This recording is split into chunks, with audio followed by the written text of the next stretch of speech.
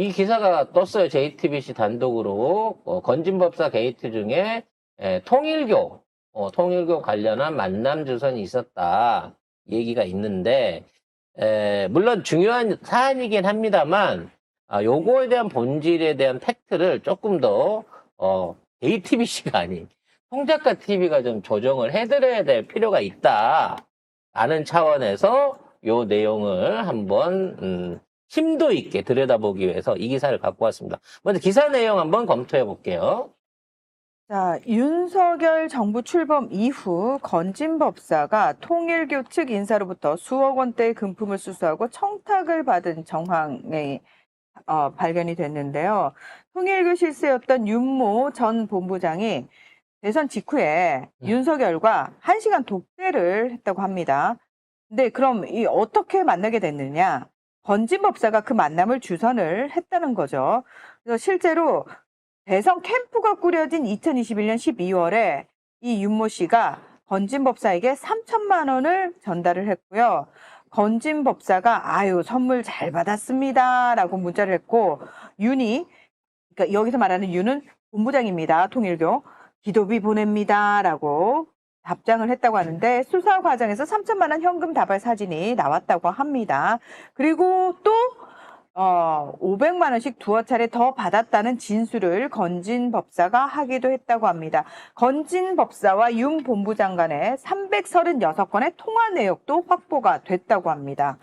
이렇게만 보게 되면 통일교가 윤 본부장을 통해서 건진법사를 만났다는 건 팩트예요. 이렇게 금품 전달 정황이 네. 이렇게 있는 거거든요. 그러니까 통일교에서 이제 건진법에 돈을 줬다는 건데 중요한 건 돈의 흐름의 방향이 다르다는 겁니다. 쉽게 말해서 이게 정치적인 이제 문제로 통일교를 도와주세요. 라는 차원의 게 있다 그러면, 통일교가 도와줘갖고 대선을 도와주세요 그러면 윤석열이 갑입니까? 통일교가 갑입니까? 통일교가 갑이에요. 갑이죠. 네? 그러니까 그때 같으면 윤석열이가 뭘 해줘야 돼, 통일교가. 그렇죠. 근데 이건 거꾸로야. 거꾸로예요. 그러니까 대선 이후에, 그러니까 그렇지. 당선되고 난 이후라는 거죠. 당선되고 난 이후에 김건희 윤석열한테 줄 목적으로 결국 뭐 건진한테 좀 그리러 가는 거니까 상당 금액의 금품이 전달이 된 정황이 있다는 거죠. 근데 여기서 의문. 근데 대선 당시 통일교라든지 신천지가 윤석열을 도왔다라는 정황은 있지 않나요? 있기는 있지만 네. 그걸 도운 정황에 관련해서는 이거는 지금 나오고 있는 윤 씨 측의 입장하고는 상관이 없다는 거예요.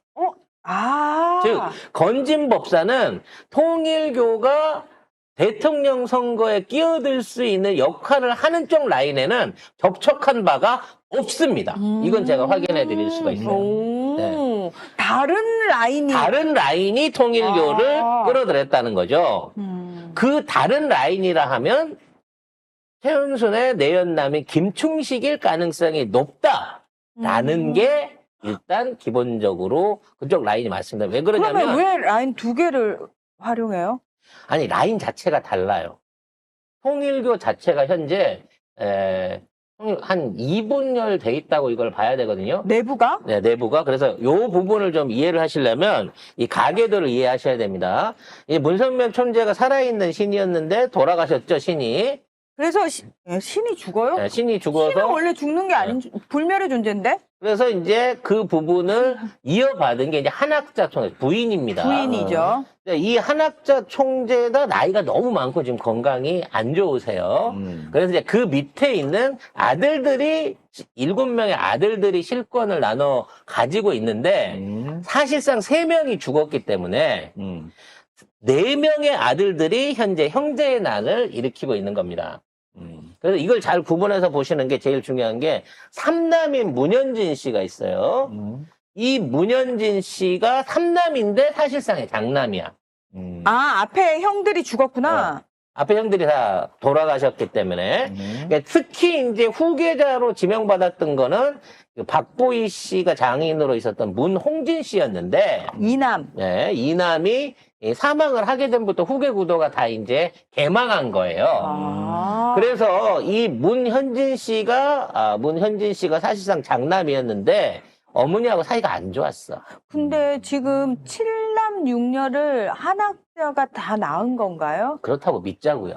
아. 예. 죄송합니다. 제가 너무, 예, 몰랐네요, 뭘요? 예. 그러니까 뭐 다 똑같은 거예요. 그냥 낳았다면 낳은 걸로 칩시다. 네. 그래서 이 칠남을 엄마가 막내 아들을 너무 이뻐했어요. 그래서 대행을 하면서 모든 권한들을 사실상 이 칠남한테 몰아줬습니다.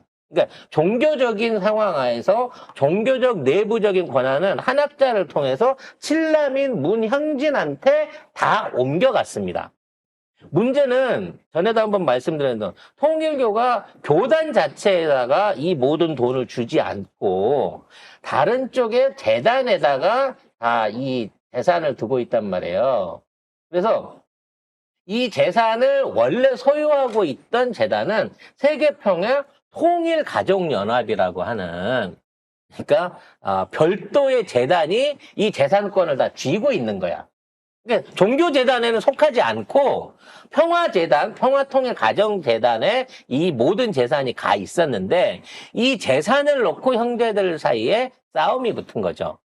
원래는 여기 있는 장인 박보희 씨가 이 재산 관리를 거의 다 하고 있었어요. 이남의 장인. 이남의 장인이. 그래서 이분이 사실장에 이제 2인자였는데, 죽고 난 다음에 이제 그 실권이 문학자 씨한테 넘어오게, 한학자 씨한테 넘어오게 되면서 지금 여기 남아있는 아들들 중에 3남과 7남이 싸움을 하게 된 거죠.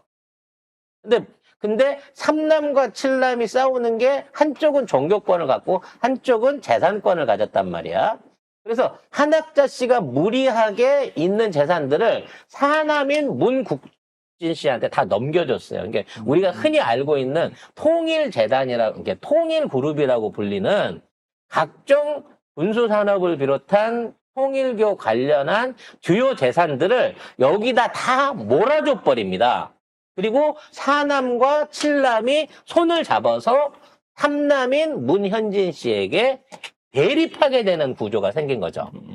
이런 과정 중에 생긴 첫 번째 소송이 뭐였냐면 지금 여의도 더현대가 있는 그쪽 그쪽 토지에 대한 사용계약 관련한 내용이었어요. 그러니까 무슨 얘기냐면 이 현진 씨는 UCI라 그래가지고 통일교 산하에 똑같은 NGO 기구예요. 이것도 통일교가 세운 NGO 기구인데 여기에서 뭐 메리어트 호텔이나 신세가 지금 있는 그 터미널 부지 있죠. 강남 고속버스 터미널 부지 이거를 소유하고 있고 일성건설 그다음에 미국의 유통업체 트루푸드 그리고 워싱턴 항공, 워싱턴 타임스 항공, 요런 것들을 이 비영리 단체인 UCI가 갖고 있었어요.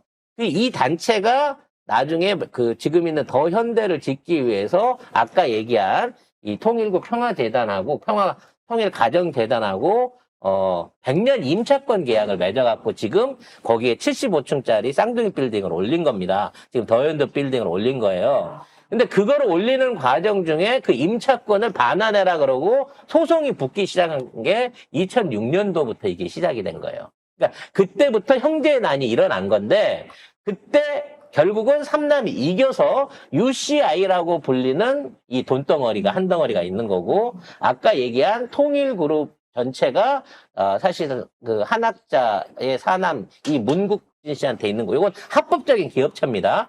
그리고 아까 얘기한 세계평화 통일가정연합은 이 칠남인 문현진 씨가 사실상 쥐고 있는 상태에서 재단이 운영을 하고 있는 거죠. 그래서 이번에 이제 제가 말씀드렸던 그 강남에 있었던 통일교의 평화빌딩, 뭐 1,700억에 팔렸다고 하는 평화빌딩 같은 경우도 이 재단 소속으로 있다가 이제 현금화가 되고 있는 거예요. 그래서 이러한 법정 소송이 계속해서 일어나고 있습니다만 현재는 어느 정도 정리가 됐습니다. 정전 상태인 거죠. 사실상 얘기한 대로 종교권, 경제권이 3분할돼서 지금 여기 오남인 문건진 씨는 뭐 하는지 잘 몰라요. 그렇기 때문에 나머지 형제들 간에는 어느 정도 재산 분할이 끝나 있는 상황인 겁니다. 근데 중요한 건 지난번 대선 때는 건진법사 접근했으나 전혀 못했어요. 그걸 뭘로 알 수 있냐면 거기에 접근을 하려고 그러면 문영진 씨가 소속돼 있는 세계평화통일가정연합 이 재단 안에 들어왔어야 돼. 근데 못 들어왔어요. 이걸 왜 하냐면 그 안에서 원로로 있었던, 그러니까 문선명 총재 때부터 이 재단을 운영했었던 나이 많으신 원로들이 있어. 그분들이 이 건진법사를 안 좋게 봐가지고 지난번 때는 그러니까 이쪽 라인으로는 안 도와줬단 말이야. 그래서 아마 이게 동원됐다고 치면 아까도 얘기했지만 김충식이 했을 거다라고 얘기를 듣고 있는 거야. 근데 문제는 2022년 이후부터 급격하게 통일교가 일본에서부터 세가 몰락하기 시작하면서 한국으로 옮겨 들어오면서 여러 가지 구설수, 특히 검찰의 구설수에 휘말렸다는 거죠. 그래서 이 당시에 이 윤 씨라고 하는 분하고 주고받았던 이 돈들은 우리나라 사법제도에 로비를 하기 위한 돈으로 조성되고 공급됐을 가능성이 크다는 겁니다. 가장 대표적인 게 지금 있는 하늘궁이라고 지금 얼마 전에 완성했죠. 이 하늘궁이라고 하는 이 건축물 관련된 부분이 있을 거고요. 또 하나의 문제가 그 가평에 있는 가평에 천원궁이라고 하는 또 별도의 시설이 있어요. 뭔 궁을 그렇게 좋아해. 아니, 지들이 뭘 지어놓고 천원궁이라고 하는 시설이 있는데 요거는 만원궁도 있어요? 아니요. 10만원궁. 하늘궁, 천원궁, 그다음에 저기 전라도 내려가면은 여수 쪽에 또 하나가 있고 이렇게 이제 이런 식으로 지어놓은 건물들이 있는데 가평군 설안면에 천원궁이라는 건물을 4층짜리를 짓고 있습니다. 근데 요게 이 박물관으로 해갖고 허가를 받아가지고 거기서 한학자 씨가 살고 있단 말이에요. 박물관에 사람이 살 수 있나요? 주거 지역이 아니잖아요. 아니 뭘 전시했는지 모르지만 이게 상업 용도로 해갖고 이 건물 허가를 내고 그걸 갖다 본인이 살고 있어서 이제 이게 고발건으로 들어가 있다는 거죠. 근데 이게 이제 고발로 들어가게 뭐 얼마나 대단하게 문제가 되겠습니까? 근데 요게 고발되고 난 이후에 추가 고발이 들어온 것들이 좀 있어요. 즉, 이 천원궁하고 하늘궁을 짓기 위해서 통일교가 엄청난 비자금을 조성했다라고 하는 내부 고발이 있었다는 겁니다. 이게 이제 가평경찰서에 들어와서 지금 남부법원에서 심의를 하고 있는 내용인 거고, 요때 윤 씨가 등장하기 시작하는 겁니다. 그래서 이게 이제 처음에는 단순하게 그냥 불법 건축물 해갖고 불법 거주를 하나보다로 들어갔는데, 선교 자금이라 그래서 통일교가 갖고 있던 헌금들을 해외에 일단 내보낸 다음에 해외 선교 자금으로 내보낸 거예요. 합법적으로 송금을 해서 내보냈죠.